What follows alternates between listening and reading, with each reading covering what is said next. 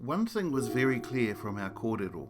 Ngāti Koata are people of the Moana, always have been, and always will be, and that the Moana has traditionally provided Ngāti Koata with both physical and spiritual sustenance. This was well summed up by Auntie Mel McGregor. Similar to what they say about the Wanganui River, ko te awa ko au te awa, well, koe rā te Moana. Ko te Moana ko au te Moana.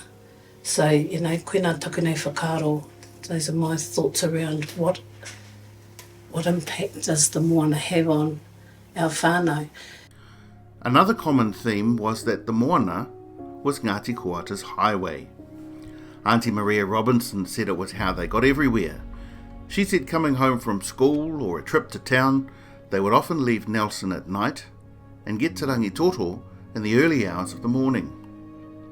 If the tide was right, the ferry would go through the French Pass and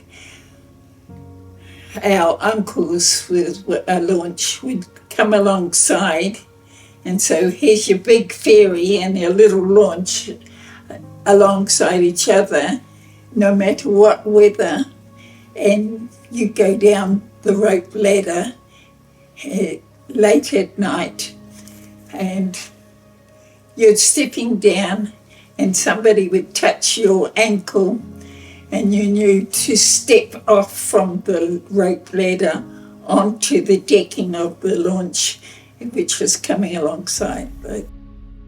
Uncle Rātapu Hippolyte remembered that he and his cousins took control of launches to ferry whānau around the place from as young as 8 years old.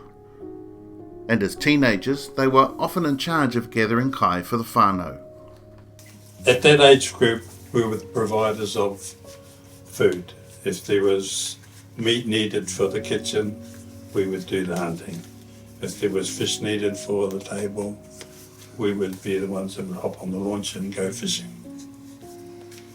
Or if there was a dance at the French Pass, we were the ones that ran the boats to the pass.